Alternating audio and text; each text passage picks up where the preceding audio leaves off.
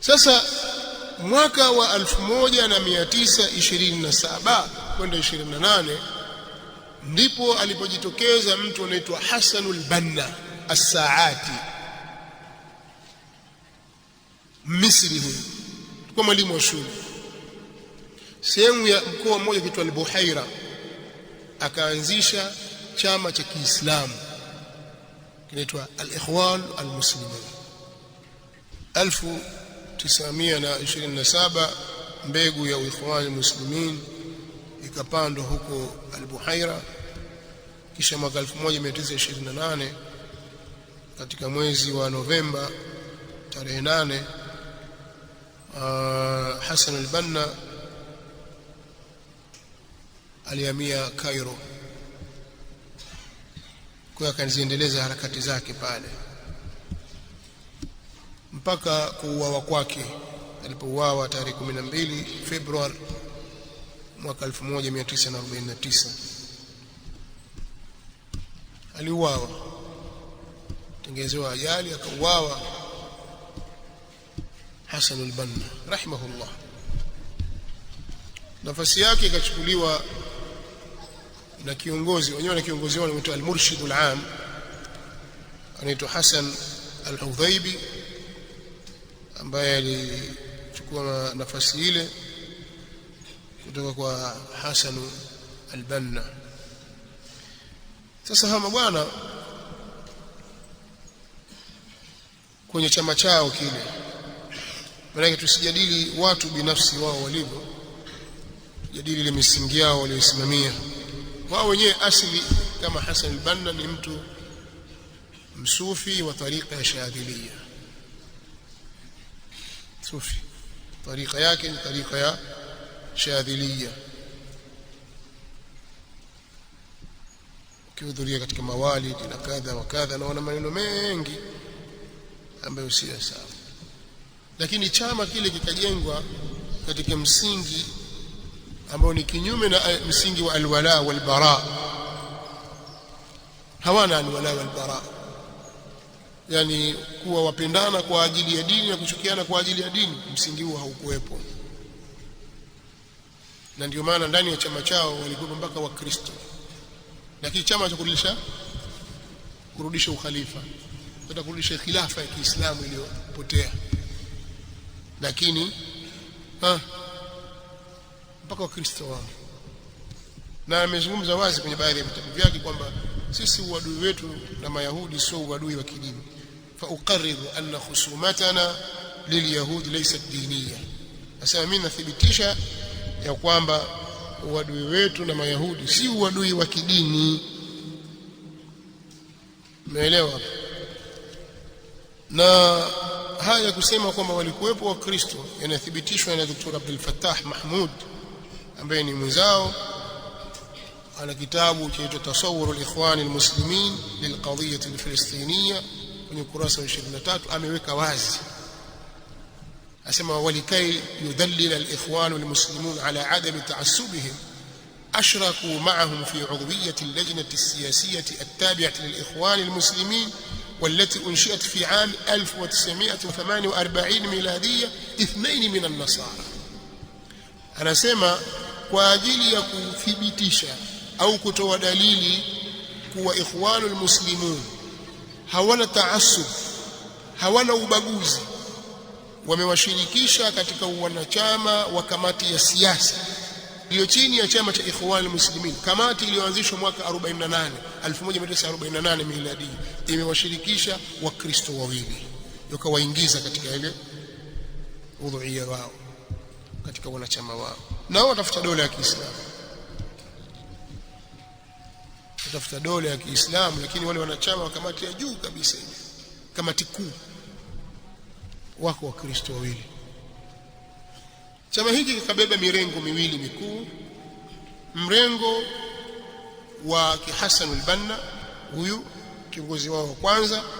Mrengo huu ulikuwa unaelekea katika mitazamo ya kisufi zaidi, kama anavyoongoza Hassan al-Banna As-Saati, ambaye yeye alikuwa ni muridi wa tariqa ya Shadhiliya. Na wafuasi wengi katika wenye mrengo huu utaona ni masufi wa tarika za kisufi mbalimbali, lakini wamo pia mashia ndani yake. Alkadhalika wanaharakati wengi ambao wamejificha nyuma ya pazia la umoja wa Waislamu huo ujikubika katika jambo hili. Utaona kwenye maulidi, utaona wapi. Yeye Hassan al-Banna mwenyewe alikuwa kina maulidini na wakiimba kasida zao, wanasoma kasida hadha alhabib ma'a al-ashabi qad hadara wa samaha al-kull fi ma qad madha wa jara. Unasema sasa Mtume swalla sallam amehudhuria, huyu kipenzi Mtume swalla sallam pamoja na maswahaba wamehudhuria, na sio wamehudhuria tu, wamewasamehe watu wote madhambi yaliyopita. Na kasida wanakuwa wakizibu na wanayanakili kwenye vitabu vyao, si jambo kwamba ati wamezuliwa. Vitabu vyao vimesamehe. Sasa anayesamehe dhambi nani katika Uislamu? Waman yaghfiru dhunuba illa Allah. Kwa hiyo wako watu wa mrengo huu. Alafu kuna mrengo wa pili wa kikutubia wa mtu anaitwa Sayyid Qutb. Huyu ndiye mwanafikra wa pili katika jamaa hili, nafasi yake nafasi namba 2. Bwana huyu alizaliwa 1906 akafariki mwaka 1966 kwa kunyongwa. Alikamatwa mwaka 54 akahukumiwa, akakaa yuko ndani mpaka mwaka 64 akaachiwa kwa sababu ya Sayyid Qutb. Huyu alikamatwa mwaka 54 kwa sababu kuna mapinduzi waliyapanga yakafeli. Yalipofeli Sayyid Qutb Ikhwan Muslimin walipanga mapinduzi ya kuipindua serikali, ndio sera yao, yakafeli yale. Yalipofeli mapinduzi yale, katika waliokamatwa ni yeye. Tangu mwaka 54 mpaka mwaka 64 rais wa Iraq Abdul Salam Arif akamwombea, mwachieni bwana. Alimwombea kwa Gamal Abdel Nasser, akaachiwa, kisha akarudishwa tena jela. Mwaka 66 akahukumiwa kunyongwa, akanyongwa rahimahullahu ta'ala. Kwa hiyo kuna mrengo wa pili. Mrengo huu ni mrengo uliokaa kigaidi zaidi, unaongozwa na fikra za mwanaharakati huyu, na chini ya fikra zake pamezalikana makundi mengi ya kigaidi kama vile Al-Qaida, Daesh, ISIS wale na makundi mengine ambayo hujiita kwa majina mbalimbali, na wengine wakajiita salafia pia, salafia jihadia, salafia qitalia, lakini wanajificha tu. Wao ni maikhwani katika mrengo wa nani? Wa Sayyid Qutb. Masala ya kuleta fikra ya takfiru almuslimin wa kufurisha waislamu bila ya hatia wala kuzingatia vigezo, sio manhaji ya ahli sunna wal jamaa. Kwa miongoni mwa mifumo yao ambayo imekhalifu ni hili la kuwakufurisha waislamu kiholela, kuanzia watawala na raia wao. Yule kafiri tu, za Kiarabu za makafiri tu, au wanafiki hao. Hizi lugha zipo katika midomo ya watu walio kinyume na manhaji ya salaf, lakini zimerithiwa kutoka kwenye vyama hivi na wanaharakati mbalimbali duniani.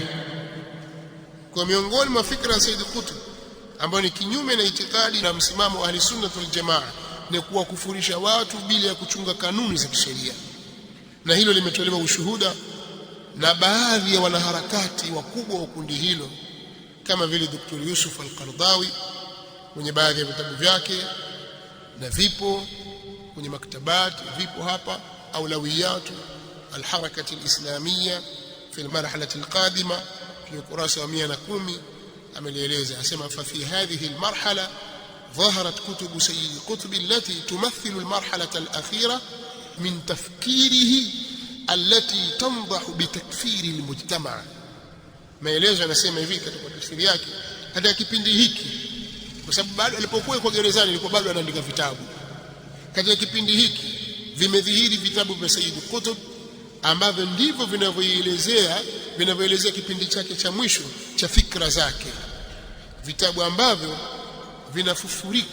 kufurisha mujtamaa ay jamii ya Kiislamu, wa i'lan al-jihad al-hujumi ala an-nas kafa, na kutangaza jihadi ya kuwashambulia watu wote. Anaeleza mpaka mwisho akasema pia vitabu hivyo vinatangaza jihadi ya kuwashambulia watu wote. Maana alikuwa anaelekeza kabisa watu wakalipue daraja fulani, wakalipue kituo kikuu cha umeme, wakalipue mahali fulani, kama alivyotoka yule askofu yule kwamba si vitu vya lake oil lipua, basi vitabu vya Said Qutb vilikuwa hivyo hivyo, ili kukata mawasiliano, kuvunja, kuharibu miundo mbinu, nchi ipinduliwe.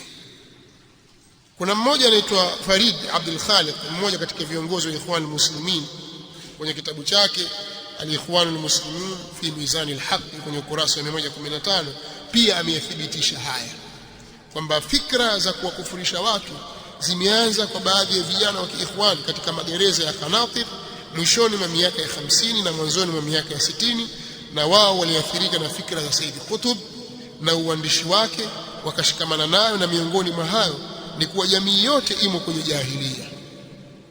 Nimeleta kwa Kiswahili ili kufupisha muda, lakini yako Kiarabu chake kwenye kitabu nilichokitaja. Inna nash'ata fikrati at-takfir bada'at fi ba'd shabab al-ikhwan fi sijn al-qanatir fi awakhir al-khamsinat wa bidayat al-sittinat wa annahum ta'atharu bi fikri Sayyid Qutb wa kitabatihi ila akhir kalam.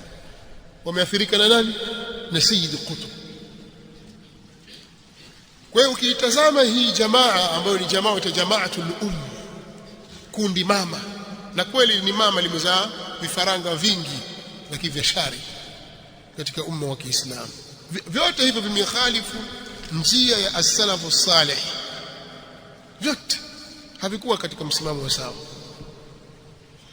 Sasa fikra hizi ambazo ni kinyume na manhaji ya salafu salih zimeenea katika nchi mbalimbali za Kiislamu na zikafanya yale yaliyosisiwa na waasisi wao. Katika moja ya nchi ambazo ziliingiliwa na fikra hizi ni Sudani, zikiongozwa na mtu akiitwa Hassan al-Turabi. Hassan al-Turabi alishawahi kuwa spika wa bunge, ndio alikuwa munadhim kwa tiketi ya Ikhwan al-Muslimin ndani ya Sudan, na yeye ndiye aliyepelekea kupinduliwa kwa Jaafar al-Numair ili watawali maikhwan. Yule Bashir, Omar al-Bashir, yule ni maikhwan Quh, ameongoza miaka 29 katika nchi yake. Unanielewa? Lakini wanaojua Sudani, ili kuonyesha kwamba maikhwani tauhidi sio agenda yao ndani ya Sudani, ilifikia hirizi za uzo sokoni. Utakailizia nini? Tumbo hii hapa shilingi 10,000 iko sokoni. Si maneno, walioishi Sudani walilijua hili, na mambo mengi wamefeli kiuchumi, wamefeli kisiasa. Wale wanaharakati wote wa ovu wanawaficha wao na kuleta maendeleo, na pia akaligawa taifa kwa ukabila. Haya yanayotokea sasa hivi, hawa wakina aitwaje huyo Burhani na yule mwingine, hii vita inayoendelea kwa sababu ya yule dada alishawishi yule. Mkumbuka kuna dada mmoja Msudani ndio alichochea ana jina lake nilisahau, Allahu musta'an. Huyo kijana huyo kule Darfur hajasoma, na kazi yake ilikuwa yeye, maana ilikuwa ni katika maharamia wanaozuia watu njiani. Sasa alikuwa na ushujaa sana. Watu wakitaka kusafirisha misafara yao labda kupeleka Chad au wapi, mnamtafuta yeye na kundi lake, wanawavukishia wanyama wenu, kama ni mbuzi 3,000, kama ni ngamia. Ni mtu katili. Sasa maeneo ya Darfur ni katika maeneo yaliyotupwa sana, alafu ya kikabila zaidi, baina ya wenyeji na wageni, wakipigana, wakiuana na kufanya. Sasa Omar al-Bashir akamchukua yule mtu mara kadhaa, mpaka akampa vyeo, mpaka akafika daraja ya jenerali Sudani, hadi asoma darasa moja, yani nje utaratibu, ili amlindie maslahi yake. Alhasil, hiyo vita inavyoendelea inaanzishwa na dada mmoja huko, huona dada yao pia wa taifa huko, kati ya maneno hajulikani sasa hivi iko wapi, lakini mauaji yanayoendelea Sudani ni aina yake. Tuliacha jambo hili, lakini katika nchi zilizoingiliwa na Jamaatul Ikhwan al-Muslimin kwa nguvu ni Sudani. Pia Misri yenyewe wakafanya mapinduzi kipindi kile, katika kipindi cha Rabiul Arabi, wakampindua nani? Muhammad Husni Mubarak. Sawa, nchi ikapinduliwa, matatizo mengi yakajitokeza, wakaingia kwenye uchaguzi. Muhammad Mursi akamathili tiketi kwa tiketi ya chama cha Al-Ikhwan al-Muslimin, wakashinda. Sasa fuatilieni tu alifanya nini kwenye kipindi cha utawala wake mfupi. Jambo la ajabu kabisa, mambo ya ajabu sana. lakini akaja akapinduliwa. Sasa hivi rais ni Abdul Fattah Sisi, si ndio hivyo? Pia katika nchi ambazo ziliingiliwa na uikhwan na fikra za Said Qutb zikapenya ni al-Yaman kupitia Hizb al-Islah na vyama vingine.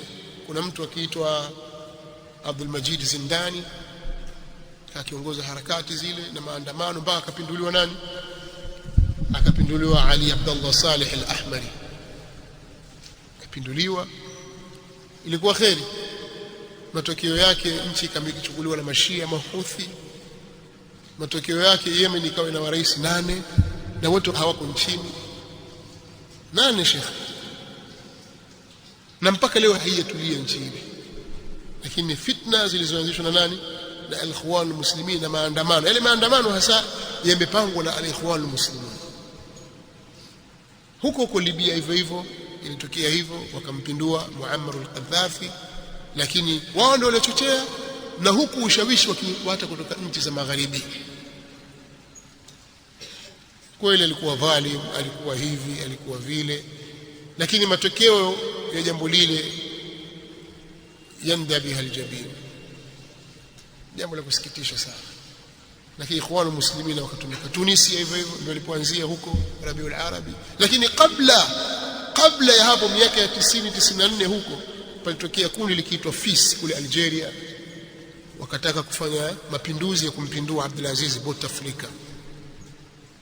Yule Bouteflika alikuja baada ya kina Bembela. Bembela alikuwa zamani kidogo, wakati ule alikuwa rafiki mkubwa wa Nyerere.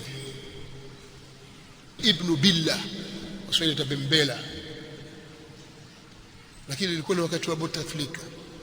Pakatokea mapigano ya ajabu kabisa ndani ya Algeria, lakini kwa fitna za Ikhwan al-Muslimin kwenye kupitia kundi la Said Qutb. Wao wanataka dola mpaka ilipofika mwaka 52 hawajapata dola. Kuna mtu mmoja akaona tushatimiza miaka mingapi, miaka 10 na ngapi ilikuwa kutoka kuasisiwa, miaka mingapi sasa? Mwaka 52 kutoka mwaka 1928 ndio chama kimestawi zaidi. Mwezi kianza 27 lakini kimestawi 28 48, miaka mingapi? 10 mpaka kufika 50 52 nadhani, kitu kama hivi. Miaka 10 na ngapi ikawa? 20 ngapi? 28 38 48, miaka 24.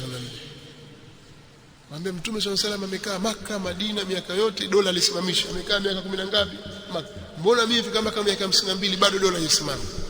Wakajivua. Yule Nabahani akaanzisha chama chake tu Hizb at-Tahrir, lakini toka kwenye Ikhwan al-Muslimin. Kwa maana inaitwa Jamaatul Ummi kwa sababu imezaa vifaranga vya shari. Hawa jamaa baada ya mapinduzi yalikufeli, wengi wao wakakimbia nchi za Kiarabu za Khalij, yani ya Gulf. Wakaingia Saudi, wakaingia Kuwait, wakaingia wapi.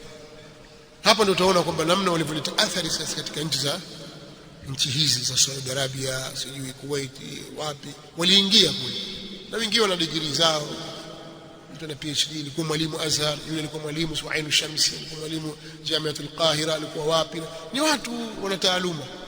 Ndio, wana taaluma. Kwa hiyo walipoingia, na ni Waislamu, walipoingia kule kwa basi tuwape kazi. Wakapewa kazi za kuwa waalimu. Kumbe wanapandikiza sumu zao. Kwa hiyo Ikhwani uliingia katika nchi za Saudi Arabia na nchi nyinginezo kupitia hawa watu waliokimbilia katika nchi ile. Waliodhania vizuri, kumbe wao wana dhana mbaya au wana malengo mabaya. Na wao walivyo kama vile anapokwenda Paulo, anawaendea watu kwa vile walivyo. Hawa watu wao ni wapagani. Katika tabia zao wanakunywa pombe, wanacheza mziki, wanakula damu, wanakula nguruwe. Basi yeye anawahalalishia pombe, damu, mziki, nguruwe, lakini mumkubali tu Yesu. Unaona sasa ndivyo walivyoendea wazungu. Wanakwambia Yesu tu basi. Kwa hiyo wanakunywa pombe zao, wanakula nguruwe wao, wanakunywa damu, na sikukuu zao zile za kipagani zikakubaliwa kama hii ya Christmas. Sasa na wao walipofika kule hawa watu wa sunna wakaingia kwenye vazi la sunna, lakini ule msingi mkuu kabisa ule wakauacha vile vile, zile fikra za kuwatengua watawala na kuwatoa kwenye mamlaka ambao ni kinyume na manhaji ya salaf, wakawa wanaziasisi kidogo kidogo tangu miaka ya 70, 80, 90, ikaja ikadhihiri miaka ya 90 mapandikizi yao. Sasa waliopandikiza hapo mwanzo ndio wakatokea hawa watu kina Salman al-Auda, Safar al-Hawali, sio kina nani, kina Khalid al-Rashidi, hawa kina nani, wote hao wale ni maikhwani wa tariqa ya kikutub. Mashehe wamefungwa ni hao maikhwani hao wanakusudiwa, mnanielewa? Lakini lengo lao ni kufanya mapinduzi kwenye nchi ili walete utawala wa kiikhwani, bali hata kama wao watakosa basi waje wazungu watawale. Si kama hivyo wanapokuja humu wetu kuna maikhwani wa kikafiri, sisi tutaka Umoja wa Mataifa uingilie kati, wao ndio washike nchi, alafu sio fanya hivyo, yani wazungu waje kutawala tena. Umeelewa? Fikra zao zinafanana vile vile, kwa sababu malengo yao wao ni viti. Hawana haja kwamba huku nyinyi mwabudu makaburi, sio wao hawazingatii hilo. Watu katana vipi, wao hawazingatii. Wao watakachama kishike hatamu ili wao wanufaike, na hakuna mahali popote pale waliposhika hatamu wakanufaika, umma ukanufaika wa Kiislamu na jambo lao liko zuri, mambo yote yaliharibika. Sasa hizi fitna nyingi unazoziona wanaoitwa wanaharakati wengi humu katika nchi yetu humu, ni watu wamepandikizwa na fikra za kiikhwani na muslimin. Na maikhwani walikuja hapa Tanzania, chuo kikuu cha Dar es Salaam na sehemu tofauti tofauti, sitaki kuwataja majina yao, baadhi yao itakuja huko mbeleni, lakini wakasomesha fikra za kiikhwani, wakatengeneza vijana wenye fikra za kiikhwani ambazo ni fikra zilizo kinyume na manhaji sahihi ya Mtume Muhammad sallallahu alaihi wasallam. Ndio hizi harakati mnazoona, kuna harakati hawa na harakati, na hawa watu wanaojiita kwamba sisi jamaa wa Ansari Sunna, wale wote wameathirika na fikra za kiikhwani. Kuna mahali wanaungana, utawafahamu wao kupitia maneno yao. Wanasemaje kuhusu ulama wa Kiislamu, wanasemaje kuhusu nchi za Kiislamu, wanasemaje kuhusu watawala, misimamo yao ni ipi kuhusu maandamano na vyama vya kisiasa, mirengo yao ikoje. Utawasikia tu, utaona hili wanalikubali, hili wanalikataa, wanakubali, lakini yote hayo ima wanayokubali au kuyakataa utakuta yako kinyume na manhaji ya salaf salih.